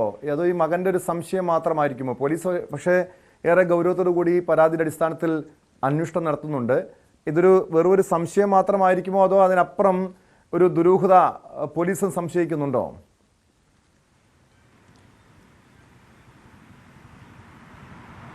സംശയം മാത്രമാണ്, ദുരൂഹതയില്ല എന്നൊരു പ്രാഥമിക നിഗമനമാണ് പോലീസിനുള്ളത്. ഈ സ്വർണ്ണം ഒരുപക്ഷെ അവർ മറ്റെവിടെയെങ്കിലും മാറ്റി വച്ചേക്കാം, അല്ലെങ്കിൽ ആർക്കെങ്കിലും കൊടുത്തിരിക്കാം. അതുമല്ലെങ്കിൽ അവർ ടോം സൂചിപ്പിച്ച പോലെ പണയം വയ്ക്കുകയോ എന്തെങ്കിലും വിൽക്കുകയൊക്കെ ചെയ്തേക്കാം. പക്ഷേ അതിനുള്ള സാധ്യതയില്ലെന്നാണ് മകൻ പറഞ്ഞത്. കാരണം അമ്മയുടെ കയ്യിൽ എപ്പോഴും പൈസ ഉണ്ടാകും. ഒരു വിരമിച്ച നഴ്സിംഗ് സൂപ്രണ്ടാണ്, സർക്കാർ സർവീസിൽ വിരമിച്ചവരാണ്, എൻ്റെ പെൻഷനും മറ്റും ഉണ്ടാകും. അതുകൊണ്ട് തന്നെ അവരുടെ കയ്യിൽ എപ്പോഴും പൈസ ഉണ്ടാകും. എന്നാൽ അത് ഈ സമയത്ത് കാണാനില്ല. പേഴ്സിൽ നിന്ന് 2000 രൂപ മാത്രമാണ് കിട്ടിയതെന്നാണ് ഈ രാജൻ പറയുന്നത്. അതുകൊണ്ടൊക്കെ കൂടിയാണ് അയാൾക്കൊരു സംശയം സ്വാഭാവികമായി വരുന്നത്. അതിനപ്പുറത്തേക്ക് സംശയിക്കാൻ തക്ക, അല്ലെങ്കിൽ ഒരു കൊലപാതകം എന്ന സാധ്യത പോലും കൽപ്പിക്കാൻ തക്ക ഒരു തെളിവുകൾ പോലീസ് ലഭിച്ചിട്ടില്ല. പോലീസ് ആ രീതിയിൽ ഈ ഘട്ടത്തിൽ അന്വേഷണം മുന്നോട്ട് കൊണ്ടുപോകുന്നുമില്ല. ഈ റിപ്പോർട്ടുകൾ, പോസ്റ്റ്മോർട്ടം റിപ്പോർട്ടും അതുപോലെ ആന്തരിക അവയവങ്ങളുടെ പരിശോധനാ ഫലവുമൊക്കെ പുറത്തുവന്ന ശേഷം മാത്രമേ പോലീസ് അതിലെന്തെങ്കിലും അസ്വാഭാവികത ഉണ്ടെങ്കിൽ മാത്രമേ, അല്ലെങ്കിൽ ഈ പരാതിക്ക് അടിസ്ഥാനമായി പരാതിക്ക് ബലം നൽകുന്ന, ഈ രാജൻ്റെ സംശയത്തിന് ബലം നൽകുന്ന എന്തെങ്കിലും ശാസ്ത്രീയ തെളിവുകൾ ഈ പോസ്റ്റ്മോർട്ടം റിപ്പോർട്ടിലും ആന്തരിക അവയവങ്ങളുടെ പരിശോധനാ ഫലത്തിലും വന്നാൽ മാത്രമേ പോലീസ് മറ്റ് നടപടികളിലേക്ക് കടക്കൂ. അല്ലെങ്കിൽ ഒരു സ്വാഭാവിക മരണമായി തന്നെ പോലീസ് കാണുകയാണിപ്പോൾ. ഇനി അതിലും പോസ്റ്റ്മോർട്ടം റിപ്പോർട്ടിലും അസ്വാഭാവികമൊന്നുമില്ലെങ്കിൽ ഒരു സ്വാഭാവിക മരണമായി തന്നെ ഈ കേസ് ക്ലോസ് ചെയ്യും. അതിനപ്പുറത്തേക്ക് ഒരു അന്വേഷണത്തിന് പോലീസ് തയ്യാറായില്ല എന്നാണ് മനസ്സിലാകുന്നത്. പക്ഷേ ഈ റിപ്പോർട്ട് വളരെ പ്രധാനപ്പെട്ടതാണ്. റിപ്പോർട്ടിൽ ഏതെങ്കിലും തരത്തിലുള്ള അസ്വാഭാവികത ശ്രദ്ധയിൽപ്പെട്ടാൽ അത് കൂടുതൽ അന്വേഷണത്തിന് വഴിവെക്കുമെന്ന് ഉറപ്പാണ്.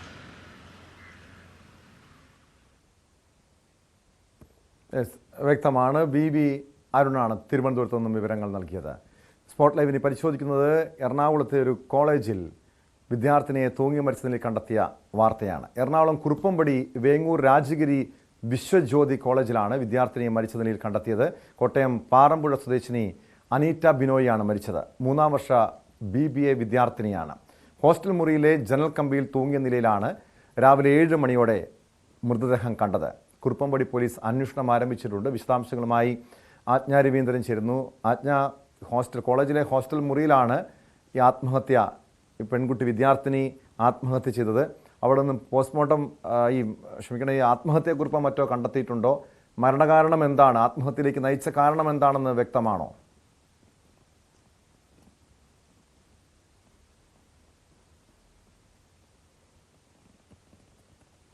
ആജ്ഞ, ഈ ആത്മഹത്യയിലേക്ക് നയിച്ച കാരണം എന്താണെന്ന് വ്യക്തമായിട്ടുണ്ടോ? ആത്മഹത്യയെക്കുറിപ്പോ മറ്റവിടെ നിന്ന് കണ്ടെത്താൻ കഴിഞ്ഞിട്ടുണ്ടോ?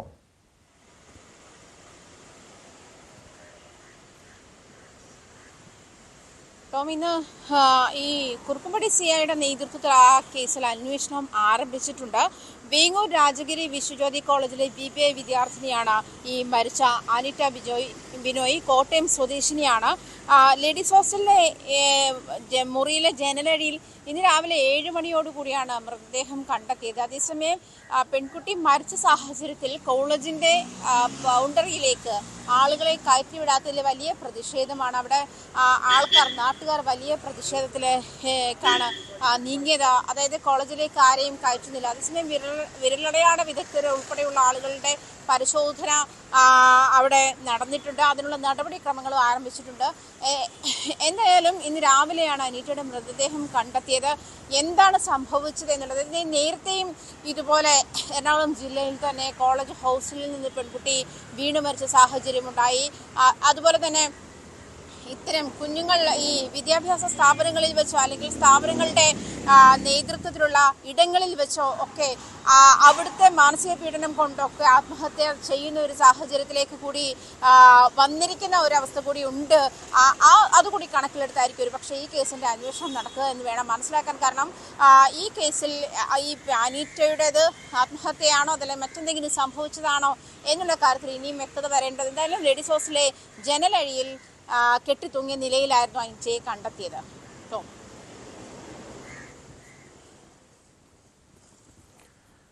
അങ്ങനെ സാധാരണ നമുക്കറിയാം ആജ്ഞ, ഇതിനു മുമ്പ് പത്തനംതിട്ടയിലെ നഴ്സിംഗ് കോളേജിൽ അമ്മു സജീവൻ്റെ ആത്മഹത്യ, കോഴിക്കോട് നഴ്സിംഗ് കോളേജിൽ ഒരു വിദ്യാർത്ഥിനിയുടെ ആത്മഹത്യയൊക്കെ ഈ സമീപകാലത്ത് റിപ്പോർട്ട് ചെയ്യപ്പെട്ടതാണ്. അതിൽ പല കാരണങ്ങൾ ഈ ഹോസ്റ്റൽ അധികൃതരുടെയും കോളേജ് അധികൃതരുടെയൊക്കെ ചൂഷണം അല്ലെങ്കിൽ മറ്റു മാനസിക പീഡനമൊക്കെയാണ് ആത്മഹത്യയായി പറയുന്നത്, ആത്മഹത്യയ്ക്ക് കാരണമായി പറഞ്ഞത്. ഇവിടെ ഈ അനീറ്റ ബിനോയ് എന്ന വിദ്യാർത്ഥിനി ഇതിനു മുൻപ് ഈ കോളേജ് അധികൃതർക്കെതിരെ മറ്റോ ഏതെങ്കിലും രീതിയിലുള്ള ആരോപണം ഉന്നയിച്ചിട്ടുണ്ടോ? അവരുടെ കുടുംബം എന്തെങ്കിലും പരാതിയുമായി രംഗത്തെത്തിയിട്ടുണ്ടോ?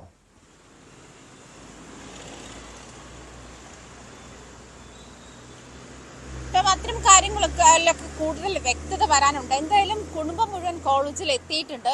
ഇന്ന് രാവിലെ, അതായത് ഈ പെൺകുട്ടിയുടെ മൃതദേഹം കണ്ട ഹോസ്റ്റലിന് പരിസരത്ത് പണിയെടുക്കുന്ന ഒരു തൊഴിലാളിയാണ്, ജോലി എടുത്തുന്ന തൊഴിലാളിയാണ് അനീറ്റയുടെ മൃതദേഹം കണ്ടെത്തിയത്. തുടർന്ന് അത് റിപ്പോർട്ട് ചെയ്യുകയായിരുന്നു. എന്തായാലും കോളേജ് അധികൃതർ കോളേജിനുള്ളിലേക്ക് മറ്റുള്ളവരെ കയറ്റാൻ അനുവദിക്കുന്നില്ല. അതൊരു പക്ഷേ അന്വേഷണത്തിന്റെ ഭാഗമായിരിക്കാം, അല്ലെങ്കിൽ കോളേജിന്റെ റെപ്യൂട്ടേഷനെ ബാധിക്കുമെന്ന തരത്തിലേക്ക് ആക്കാം. എന്തായാലും അധികൃതർ അതിനുള്ളിലേക്ക് ആളുകളെ കടത്തിവിടുന്നില്ല. അതിന്റെ പേരിലുള്ള പ്രതിഷേധവും ശക്തമാണ്. പക്ഷേ ടോം സൂചിപ്പിച്ചതുപോലെ ഇത്തരത്തിലുള്ള വിദ്യാഭ്യാസ സ്ഥാപനങ്ങളിൽ, അത് ലേഡീസ് ഹോസ്റ്റലുകളിലാകട്ടെ, ഇവിടെ അല്ലാതെ സ്കൂളുകളിലെ സീനിയർ വിദ്യാർത്ഥികളുടെ റാഗിംഗ് ആകട്ടെ, അത്തരം സാഹചര്യങ്ങളിലേക്ക് മരണത്തിലേക്ക് നയിക്കുന്ന കുഞ്ഞുങ്ങളുടെ എണ്ണം ദിനം പ്രതി കൂടി വരുന്ന ഒരു സാഹചര്യത്തിലേക്ക് തന്നെയാണ് ഇത്തരം അനാരോഗ്യകരമായ വിദ്യാഭ്യാസ സമ്പ്രദായത്തിലൂടെ, അല്ലെങ്കിൽ അങ്ങനത്തെയുള്ള ഒരു അറ്റ്മോസ്ഫിയർ ഉണ്ടാക്കിയെടുക്കുന്നത് കൂടുതൽ കുഞ്ഞുങ്ങളുടെ മാനസികാരോഗ്യം തകർക്കുന്ന ഒരു സാഹചര്യത്തിലേക്കാണ്. അനീറ്റയുടെ മരണത്തിൽ അനീറ്റയ്ക്ക് എന്താണ് സംഭവിച്ചെന്നുള്ള കാര്യത്തിൽ വ്യക്തത വരാനുണ്ട്. എന്നിരുന്നാൽ പോലും ഒരു പെൺകുട്ടി ലേഡീസ് ഹോസ്റ്റലിലെ ജനറൽ അഴിയിൽ തൂങ്ങി നിൽക്കുന്ന ഒരു സാഹചര്യത്തിലേക്ക്, പ്രത്യേകിച്ചും അത്തരം സുരക്ഷാ സംവിധാനങ്ങൾ, അത്തരം നിരീക്ഷണങ്ങളൊക്കെ ഉള്ള ഇടമാണ് ലേഡീസ് ഹോസ്റ്റലുകൾ. ചിലപ്പോൾ വാർഡൻ രാത്രി കുട്ടികൾ പഠിക്കുന്നുണ്ടോ, അതല്ലെങ്കിൽ മറ്റെന്തെങ്കിലും ആക്ടിവിറ്റീസിലാണോ എന്നുള്ള ഒരു റൗണ്ടിങ് നടത്താറുണ്ട്. സെക്യൂരിറ്റി ഗാർഡുകൾ ഇത്തരത്തിലുള്ള റൗണ്ടിങ്, അങ്ങനത്തെ ഒരു സാഹചര്യം ഉണ്ടായില്ല എന്നുള്ള കാര്യവും ചോദ്യമായി നിൽക്കുകയാണ്. രാവിലെ 7 മണിക്ക് പുറത്തു നിന്നുള്ള ഒരാൾ, ജോലി എടുക്കുന്ന ഒരാൾ അവരുടെ മൃതദേഹം, ഈ അനീറ്റയുടെ മൃതദേഹം കണ്ടെത്തുന്ന ഒരു സാഹചര്യത്തിലേക്ക് പോകുമ്പോഴും ഇതിലെ സുരക്ഷാ വീഴ്ച ഉണ്ടോ, അല്ലെങ്കിൽ മറ്റ് ഈ ഹോസ്റ്റലിന്റെ ചുമതലയുണ്ടായിരുന്ന ആളുകളൊക്കെ എവിടെ ആയിരുന്നു എന്നുള്ള ചോദ്യമൊക്കെ ബാക്കിയായിരുന്നുണ്ട്. അത്തരം കാര്യങ്ങളൊക്കെ പോലീസ് അന്വേഷിച്ച് വരുന്നതേയുള്ളൂ. എന്തായാലും അതിൽ കൂടുതൽ അന്വേഷണങ്ങൾ ഉണ്ടാവും. കൂടുതൽ വ്യക്തത അനീറ്റയുടെ മരണവുമായി ബന്ധപ്പെട്ട് എന്താണ് സംഭവിച്ചത് ഇനിയും മനസ്സിലാക്കാനുണ്ട്.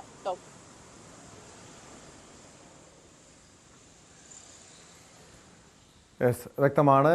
കൊച്ചിയിൽ നിന്ന് ആജ്ഞാ രവീന്ദ്രനാണ് വിവരങ്ങൾ നൽകിയത്. എറണാകുളം കുറുപ്പംപടിയിലെ കോളേജ് ഹോസ്റ്റലിലാണ് വിദ്യാർത്ഥിനി ആത്മഹത്യ ചെയ്ത നിലയിൽ കണ്ടെത്തിയത്. ഇപ്പോഴും സംഭവത്തിൽ കുറിച്ചൊരു വ്യക്തമായ വിവരങ്ങൾ ലഭ്യമായിട്ടില്ല. ആത്മഹത്യക്കുറിപ്പ് കണ്ടെത്തണം. കൂടുതൽ അന്വേഷണം ആരംഭിച്ചിട്ടുണ്ട് പോലീസ്. മലപ്പുറം മഞ്ചേരി എളങ്കൂരിൽ ആത്മഹത്യ ചെയ്ത വിഷ്ണുജ ഭർത്തൃവീട്ടിൽ സമാനതകളില്ലാത്ത പീഡനങ്ങൾ അനുഭവിച്ചിരുന്നുവെന്ന് സുഹൃത്ത്. ശാരീരികമായും മാനസികമായും ഭർത്താവ് പ്രബിൻ വിഷ്ണുജയെ ഉപദ്രവിച്ചിരുന്നു. വിഷ്ണുജ പ്രശ്നങ്ങളും വിഷമങ്ങളും മറ്റാരോടെങ്കിലും ഫോണിൽ സംസാരിക്കുന്നുണ്ടോ എന്ന് പോലും പ്രബിൻ നിരീക്ഷിച്ചിരുന്നതായും സുഹൃത്ത് പറഞ്ഞു. അയാൾ അവളെ ഭയങ്കരമായിട്ട് ഉപദ്രവിക്കുകയായിരുന്നു. അവള് കഴുത്തിനേറി പിടിക്കുകയൊക്കെ ചെയ്തിരുന്നു ഭയങ്കരമായിട്ട്. അതേപോലെ തന്നെ അടിക്കുകയും ഒക്കെ ചെയ്യുമായിരുന്നു. മാനസികമായിട്ട് ശാരീരികമായിട്ട് ഒരുപാട് അവളെ ബുദ്ധിമുട്ടിച്ചിട്ടുണ്ട്. അവൾ എന്നോട് ഷെയർ ചെയ്യായിരുന്നു. അതും കുറെ കഴിഞ്ഞിട്ട് അവൾക്ക് പറ്റുന്നില്ല എന്ന് കാണുമ്പോഴായിരുന്നു അവൾ എന്നോടെല്ലാം ഷെയർ ചെയ്തുകൊണ്ടിരുന്നത്. അപ്പോഴൊക്കെ ഞാൻ പറയും, നീ ഇന്ന് തിരിച്ചു പോരെ, വീട്ടിലാണെങ്കിൽ അവളെ സ്വീകരിക്കും, ഒരിക്കലും അവരുടെ ഫാമിലി അങ്ങനെയുള്ള ആളല്ല. അപ്പം ഞാൻ പറഞ്ഞു, നീ നമുക്ക് റെഡിയാക്കാം, ജോലിയല്ലേ, അവൾക്ക് ജോലി ഇല്ല എന്നുള്ളതിൻ്റെ ഒരു ബുദ്ധിമുട്ടുണ്ടായിരുന്നു. ജോലി കിട്ടിയിട്ട് എല്ലാം ശരിയാവുമല്ലോ. കാരണം പ്രായമായിട്ടുള്ള അച്ഛനും അമ്മയൊക്കെയാണ്, അവരെ നോക്കാൻ ഇനി വേറെ 3 പെൺമക്കളാണുള്ളത്.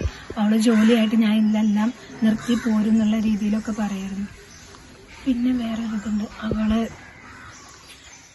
അയാള് വാട്സപ്പ് അവളുടെ കണക്റ്റഡ് ആയിരുന്നു. വാട്സപ്പിലൊന്നും അവൾ ഒരിക്കലും ഞങ്ങളോട് ഫ്രീ ആയിട്ട് സംസാരിച്ചിട്ടുണ്ടായിരുന്നില്ല. അയാൾ അറിയാണ്ട് ടെലിഗ്രാമിലൊക്കെ ആയിരുന്നു ഞങ്ങൾ കോണ്ടാക്ട് ചെയ്തുകൊണ്ടിരുന്നത്.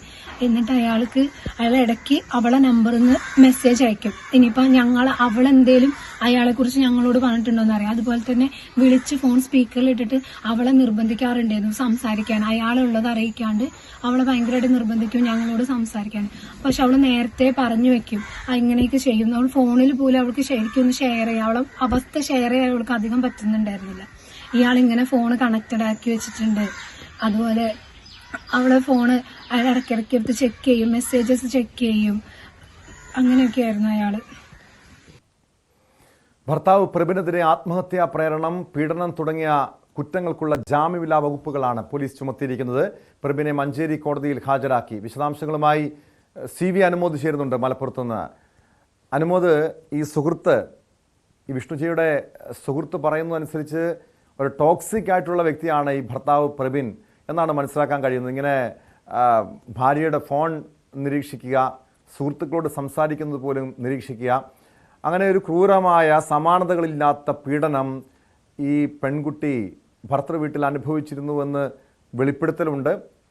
Police വിഷ്ണുജിയുടെ phone പരിശോധിക്കുന്നുണ്ടോ? ഏത് രീതിയിലാണ് ഈ കേസുമായി ബന്ധപ്പെട്ട അന്വേഷണം നീങ്ങുന്നത്? ടോം സൂചിപ്പിച്ചതുപോലെ ഒരു ഹെവി ടോക്സിക് ആയ പേഴ്സണാലിറ്റിയാണ് ഈ പ്രബിന്റേതെന്നാണ് പോലീസിന്റെ അന്വേഷണത്തിൽ നമുക്ക് മനസ്സിലാക്കാൻ കഴിയുന്നത്. ഇയാൾക്ക് പൊതുസമൂഹത്തിലും തൊഴിലിടങ്ങളിലും ഒക്കെ മറ്റൊരു മാന്യനായ വ്യക്തിയുടെ മുഖവും സ്വന്തം വീട്ടിൽ ഭാര്യയോടെ ഇത്രയും ക്രൂരമായി പെരുമാറുന്ന ഒരു ഭർത്താവിന്റെ മുഖവുമാണുള്ളത്. അതുതന്നെയാണ് ഈ ഒരു കേസിന്റെ ഏറ്റവും പ്രധാനപ്പെട്ട ഒരു കാര്യം. ഇയാള് പൊതുസമൂഹത്തിൽ എല്ലാവരും വളരെ മാന്യമായി പെരുമാറുമ്പോൾ ഭാര്യയോട് വളരെ മോശമായി, അതിക്രൂരമായി, സദാ സംശയത്തോടെ, സദാ ദുഷ്ടലാക്കോടെ മാത്രം പെരുമാറുന്ന ഒരു വ്യക്തിയായിട്ട് വേണം ഇയാളെ കാണുവാൻ. ആ സുഹൃത്തിന്റെ വാക്കുകൾ തന്നെ കൃത്യമായിട്ടുണ്ട്. എത്രമാത്രം വലിയ പീഡനമായിരിക്കും വിഷ്ണുജ അയാളുടെ കൂടെ അനുഭവിച്ചിട്ടുണ്ടാവുക എന്നൊന്നും.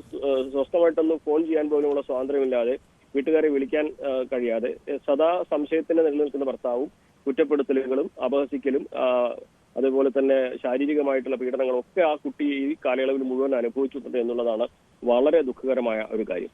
ഇതില് പോലീസിന്റെ ചോദ്യം ചെയ്യലിൽ ഇക്കാര്യങ്ങളൊക്കെ പോലീസിന് മനസ്സിലായിട്ടുണ്ട്. അതുകൊണ്ട് തന്നെ ഇയാൾക്കെതിരെ ജാമ്യമില്ലാത്ത വകുപ്പുകളാണ് പോലീസ് ഇപ്പോൾ ചുമത്തിയിട്ടുള്ളത്. ആത്മഹത്യാ പ്രേരണ, അതുപോലെ തന്നെ ഭർതൃപീഡനം, ഗാർഹിക പീഡനം തുടങ്ങിയ കുറ്റങ്ങൾക്കുള്ള BNS 85 വകുപ്പുകളാണ് ചുമത്തിയിട്ടുള്ളത്. ഇയാളെ പ്രതി ചേർത്തതിന് ശേഷം ഇപ്പോൾ റിമാൻഡ് ചെയ്യാനായിട്ട് കോടതിയിലേക്ക് കൊണ്ടുപോയിരിക്കുകയാണ്. കോടതിയിലാണ് ഇയാൾ പ്രതി ഇപ്പോൾ ഉള്ളത്. നിലവിൽ വിഷ്ണുജ ഉപയോഗിച്ച ഫോണും മറ്റുമൊക്കെ പോലീസിന്റെ കസ്റ്റഡിയിലാണുള്ളത്. അവരതെല്ലാം തന്നെ ഫോറൻസിക് പരിശോധനയ്ക്ക്, ഇതിന്റെ വിദഗ്ധർക്ക് പരിശോധനയ്ക്കായിട്ട് കൈമാറിയിട്ടുണ്ട്. എന്തെല്ലാം ശബ്ദ സന്ദേശങ്ങളാണ് അതിലുണ്ടായിരുന്നത്, എന്തെല്ലാം കാര്യങ്ങളാണ് ഈ പെൺകുട്ടി സുഹൃത്തുക്കളോട് പറഞ്ഞിരുന്നത് എന്നെല്ലാം തന്നെ പോലീസ് അന്വേഷിക്കുന്നുണ്ട്. ഒപ്പം ബന്ധുക്കളുടെയും സുഹൃത്തുക്കളുടെയും എല്ലാം മൊഴി വളരെ വിശദമായിട്ട് രേഖപ്പെടുത്തുന്നുണ്ട്. അത്തരത്തിൽ ഇയാൾക്ക് പുറത്തിറങ്ങാൻ കഴിയാത്ത രീതിയിൽ തന്നെ ഒരു കൃത്യമായ ശിക്ഷ അനുമോദ്, നിലവിൽ ഈ ഭർത്താവ് പ്രബിനെതിരെ മാത്രമാണ് പോലീസ് കേസെടുത്തിരിക്കുന്നത്, നടപടി സ്വീകരിച്ചിരിക്കുന്നത്. പക്ഷേ ഈ വിഷ്ണുജിയുടെ കുടുംബവും സുഹൃത്തുക്കളും ഒക്കെ ഉന്നയിക്കുന്നത് പോലെ ഭർത്താവ് പ്രബിന്റെ വീട്ടുകാരും മാതാപിതാക്കളും വലിയ മോശമായ രീതിയിലാണ് പെരുമാറിയത്, വലിയ മാനസിക പീഡനം അവരിൽ നിന്നും അനുഭവിച്ചെന്ന് പറയുന്നുണ്ട്. പിന്നെ എന്തുകൊണ്ടാണ് പോലീസ് ഇയാളുടെ ഈ പ്രബിന്റെ കുടുംബാംഗങ്ങൾക്കെതിരെ കേസെടുക്കാത്തത്, നടപടികൾ സ്വീകരിക്കാത്തത്? അനുമോദ്, ടോം, ഒരു പോലീസ് ഒരു വ്യക്തിക്കെതിരെ അല്ലെങ്കിൽ ഒരു കൂട്ടം ആളുകൾക്കെതിരെ കേസെടുക്കുമ്പോൾ, പ്രത്യേകിച്ച് ഇത്തരം കേസെടുക്കുമ്പോൾ കൃത്യമായ തെളിവുകളുടെ ആവശ്യമുണ്ട്. അതല്ലെങ്കിൽ കുറ്റം ചെയ്ത ആൾ പോലും രക്ഷപ്പെടാനുള്ള സാധ്യതയുണ്ട്.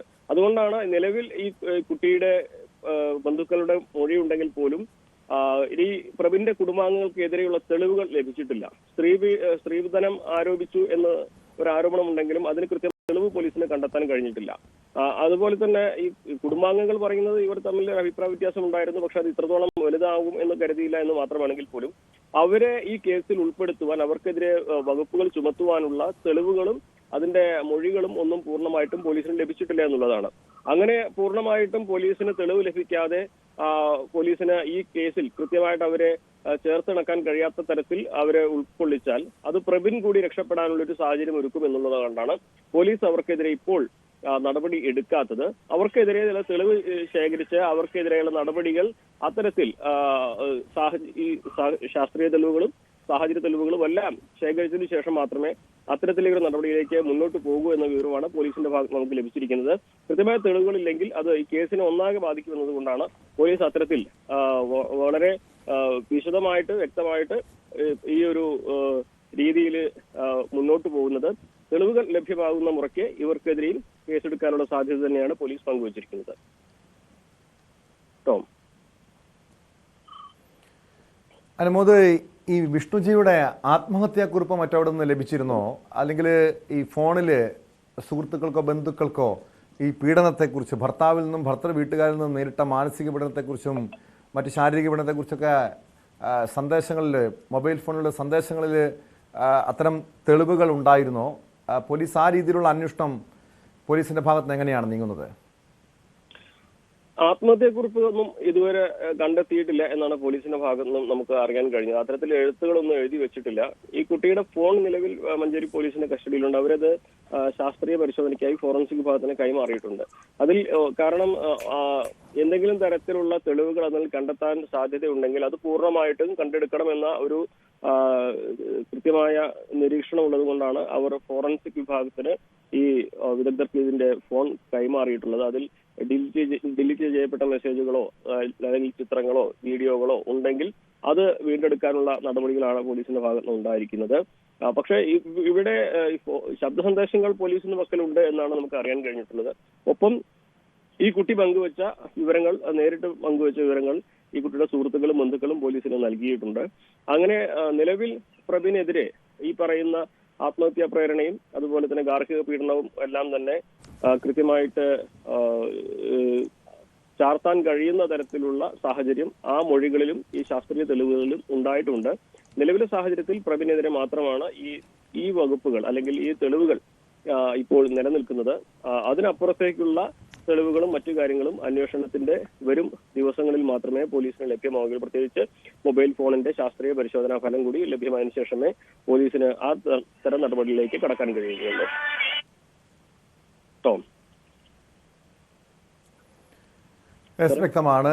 CV അനുമോദാണ് മലപ്പുറത്തു നിന്നും വിവരങ്ങൾ നൽകിയത്. മറ്റൊരു വാർത്തയാണ് സ്പോട്ട് ലൈവിനെ പരിശോധിക്കുന്നത്. തൃപ്പൂണിത്തുറ ഗ്ലോബൽ പബ്ലിക് സ്കൂൾ വിദ്യാർത്ഥി മിഹിർ ആത്മഹത്യ ചെയ്ത സംഭവത്തിൽ പൊതുവിദ്യാഭ്യാസ ഡയറക്ടറുടെ അന്വേഷണം ആരംഭിച്ചു. മിഹിറിന്റെ മാതാപിതാക്കളും സ്കൂൾ അധികൃതരും തെളിവെടുപ്പിനായി എറണാകുളത്തെ വിദ്യാഭ്യാസ ഡെപ്യൂട്ടി ഡയറക്ടറേറ്റ് ഓഫീസിൽ ഹാജരായി. മിഹിർ മുൻപ് പഠിച്ചിരുന്ന ജെംസ് മോഡേൺ അക്കാദമി സ്കൂൾ അധികൃതരും തെളിവെടുപ്പിൽ ഹാജരായിട്ടുണ്ട്. പല കാര്യങ്ങളിലും കൃത്യമായ മറുപടി നൽകാൻ സ്കൂൾ മാനേജ്മെന്റുകൾക്ക് കഴിഞ്ഞില്ല എന്ന് പൊതുവിദ്യാഭ്യാസ ഡയറക്ടർ S. ഷാനവാസ് പറഞ്ഞു. പ്രധാനമായും 3 കാര്യങ്ങളാണ് വിദ്യാഭ്യാസ വകുപ്പ് അന്വേഷിക്കുന്നത്. ഒന്ന്, ഒരു വിദ്യാർത്ഥി എന്ന നിലയിൽ ആ കുട്ടിക്ക് നേരിട്ട ഈ അപകടം സംബന്ധിച്ചിട്ടുള്ള കാര്യം. ഇതിൽ പോലീസിൻ്റെ അന്വേഷണം തീർച്ചയായിട്ടും ഉണ്ട്. 2, ഈ കുട്ടികൾക്ക് ഈ കുട്ടിക്ക് എതിരായി സംഭവിച്ച ഈ ദുരന്തത്തിൽ മറ്റേതെങ്കിലും നിയമങ്ങളുടെ, പോക്സോ അടക്കമുള്ള നിയമങ്ങളുടെ കുട്ടിയുടെ അവകാശങ്ങളുടെ ലംഘനമുണ്ടായിട്ടുണ്ടോ എന്നുള്ള കാര്യം. ഇതുപോലെ സ്കൂളുകളിൽ ഇത്തരത്തിലുള്ള സംഭവങ്ങൾ ഉണ്ടാവാതിരിക്കുവാനുള്ള മുൻകരുതൽ എന്തൊക്കെയാണ് എടുക്കേണ്ടത് എന്നുള്ളത് സംബന്ധിച്ച് ഉള്ള ഈ 3 കാര്യങ്ങളാണ് വിദ്യാഭ്യാസ വകുപ്പ് അടിയന്തരമായിട്ട് പരിശോധിക്കുന്നത്. ഇത് സംബന്ധിച്ച് എത്രയും പെട്ടെന്ന് തന്നെ ഒരു വിശദമായ റിപ്പോർട്ട് സർക്കാരിന് സമർപ്പിക്കുന്നതാണ്. ഈ ഒരു വിഷയത്തിൽ ബഹുമാനപ്പെട്ട പൊതുവിദ്യാഭ്യാസ മന്ത്രി നിർദ്ദേശം നൽകിയതുപോലെ ഒരു തരത്തിലുള്ള വിട്ടുവീഴ്ച ഉണ്ടാവാതെ ഒരു 0 ടോളറൻസ് പോളിസി ആയിരിക്കും വിദ്യാഭ്യാസ വകുപ്പ് കൈക്കൊള്ളുന്നത്. 3 ദിവസത്തിനുള്ളിൽ അന്വേഷണ റിപ്പോർട്ട് സമർപ്പിക്കുമെന്നാണ് അദ്ദേഹം വ്യക്തമാക്കുന്നത്. സാമൂഹ്യനീതി വകുപ്പിന്റെ അന്വേഷണം അനിവാര്യമായതിനാൽ അതിനെ ശുപാർശ ചെയ്തിട്ടുണ്ടെന്നും പൊതുവിദ്യാഭ്യാസ ഡയറക്ടർ വ്യക്തമാക്കുന്നുണ്ട്. വിശദാംശങ്ങളുമായി ഡാനി ഇപ്പോൾ ചേരുന്നു. ഡാനി, പോലീസിന്റെ അന്വേഷണം ഒരു വശത്ത് നടക്കുന്നുണ്ട്, അതോടൊപ്പമാണ് ഈ വകുപ്പ് തല അന്വേഷണം. ഈ സ്കൂളിൻ്റെ ഭാഗത്ത് വീഴ്ച ഉണ്ടായിട്ടുണ്ടെന്ന് വ്യക്തമായാൽ, ബോധ്യമായി കഴിഞ്ഞാൽ ആ തരത്തിലുള്ള നടപടിയും ഉണ്ടാകുമോ?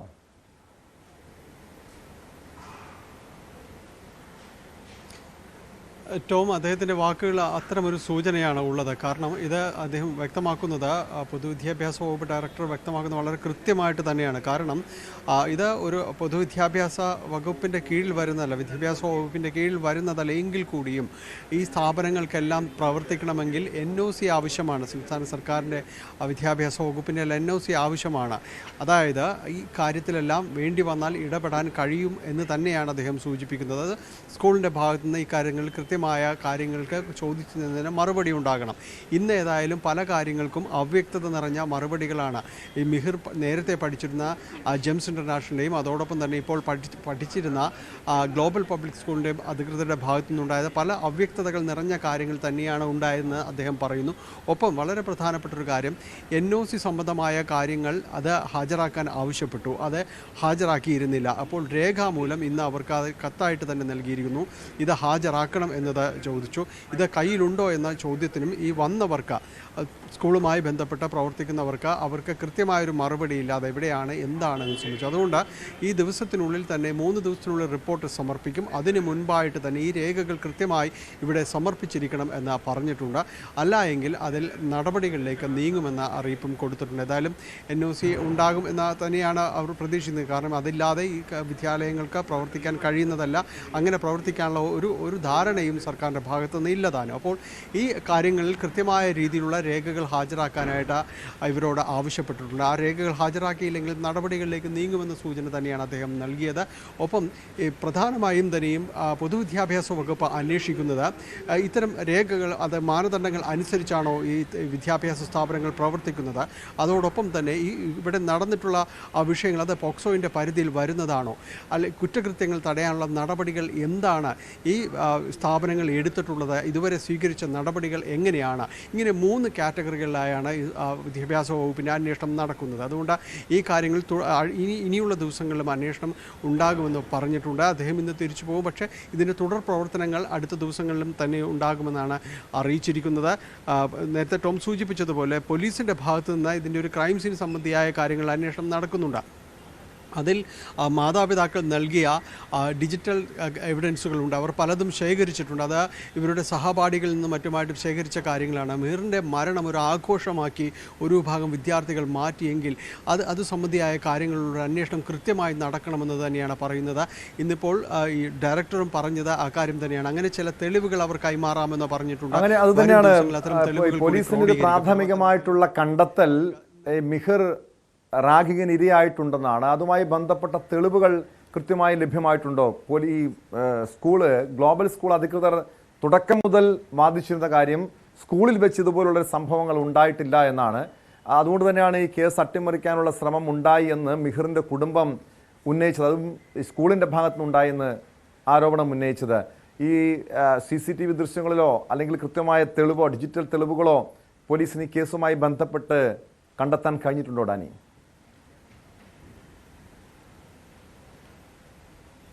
ടോമി, കാര്യത്തിൽ ഡിജിറ്റൽ തെളിവുകൾ എന്ന് പറയുന്നത് ഒന്ന് മിഹിറിൻ്റെ മരണം ഇത് ആഘോഷിക്കപ്പെട്ട കുട്ടികൾ അല്ലെങ്കിൽ അവർ ഇതുമായി ബന്ധപ്പെട്ട പങ്കുവെച്ച ആശയങ്ങൾ എന്ന രീതിയിലാണ് ഒരു ഭാഗത്ത്. മറ്റൊന്നുള്ളത് സ്കൂളിലെ CCTV ദൃശ്യങ്ങളാണ്. CCTV ദൃശ്യങ്ങൾ ഇതിനകം തന്നെ ശേഖരിച്ചിട്ടുണ്ട്. പക്ഷേ ഈ പരാതിയിൽ ഉന്നയിക്കപ്പെടുന്നത് പോലെ വാഷ്റൂമിനകത്ത് നടന്ന സംഭവങ്ങൾ, കുട്ടിയുടെ മുഖം ക്ലോസറ്റിനകത്തേക്ക് തള്ളിപ്പിടിച്ചു എന്നെല്ലാം തന്നെ പറയുന്ന കാര്യങ്ങളുണ്ട്. അതിൽ എത്രത്തോളം തെളിവ് അടിസ്ഥാനമാക്കിക്കൊണ്ട് മുന്നോട്ട് പോകാൻ കഴിയുമെന്നതിൽ സംശയമുണ്ട്. കാരണം ഈ CCTV ദൃശ്യങ്ങൾ അതെല്ലാം തന്നെ ഈ ഭാഗങ്ങളുടെ വാഷ്റൂം ഭാഗങ്ങളുടെ എല്ലാം തന്നെ ഒരു അപര്യാപ്തതകളുണ്ട്. എങ്കിൽ കൂടി ഇതിന് സഹായകരമാകുന്ന രീതിയിൽ മറ്റ് വിദ്യാർത്ഥികളുടെ മൊഴികളോ അല്ലെങ്കിൽ അവരിൽ ഏതെങ്കിലും രീതിയിൽ മിഹിർ ആശയങ്ങൾ പങ്കുവച്ചിട്ടുണ്ടോ, അവർ തൻ്റെ അനുഭവം മറ്റുള്ളവരോട് പറഞ്ഞിട്ടുണ്ടോ എന്നതടക്കമുള്ള കാര്യങ്ങൾ അത് ശേഖരിക്കാൻ കഴിയാവുന്നതാണ്. അതിന് വിദ്യാർത്ഥികളിലേക്ക് കൂടി അന്വേഷണം ചെല്ലേണ്ടതുണ്ട്. നിലവിൽ 2 പേരുടെ ഒരു മൊഴിയെടുക്കൽ മാത്രമാണ് നടന്നിട്ടുള്ളതെന്നാണ് പോലീസിൻ്റെ ഭാഗത്തുനിന്ന് അറിയാനായിട്ട് സാധിക്കുന്നത്. കുട്ടികളുടെ പരീക്ഷ അടക്കം നടക്കുന്ന ഒരു സാഹചര്യത്തിൽ കൂടിയാണ്. ഏതായാലും അത് അന്വേഷണം പോകുന്നു. മറ്റൊന്ന് സുപ്രധാനമായ ഒരു കാര്യം ടോം, ഇന്ന് ഈ മാതാപിതാക്കൾ പറഞ്ഞിരിക്കുന്ന കൂടുതൽ പരാതിയും ജെംസ് ഇന്റർനാഷണൽ സ്കൂളിനെ കുറിച്ചാണെന്നാണ് മനസ്സിലാക്കാൻ സാധിക്കുന്നത്. അതായത് നിലവിൽ അവിടുത്തെ വൈസ് പ്രിൻസിപ്പലിനെ സസ്പെൻഡ് ചെയ്തിട്ടുണ്ട്. അത് അന്വേഷണത്തിന്റെ ഭാഗമായാണ്. അന്വേഷണം നടക്കുന്നത് കൊണ്ട് തന്നെ ഈ അദ്ദേഹത്തെ ഒരു ഉത്തരവാദിത്തപ്പെട്ട ഭാഗത്തിൽ ആരോപണ വിധേയനെ അവിടെ വേണ്ട എന്ന രീതിയിൽ സ്കൂൾ മാനേജ്മെന്റ് തീരുമാനിച്ചു എന്നാണ് പറയുന്നത്. എന്തായാലും അദ്ദേഹത്തിന് സസ്പെൻഷനിലാണ് ഇപ്പോൾ നിലവിലുള്ളത്.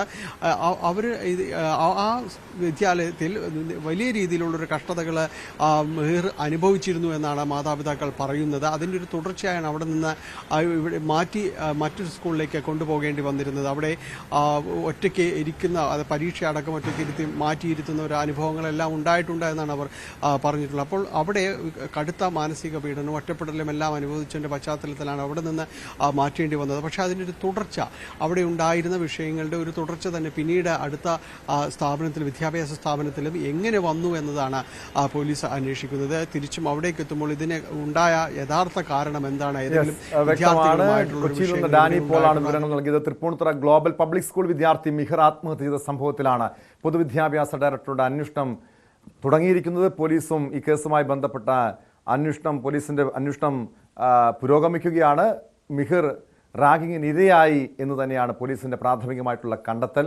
അങ്ങനെയെങ്കിൽ ആരൊക്കെയാണ് കുറ്റക്കാർ, കൂടുതൽ നടപടികൾ വിദ്യാർത്ഥികൾക്കെതിരെ, സഹപാഠികൾക്കെതിരെ നടപടി ഉണ്ടാകുമോ എന്നതാണ് ഇനി അറിയേണ്ടത്. സ്പോട്ട് ലൈവ് പൂർണ്ണമാകുന്നു. നമസ്കാരം.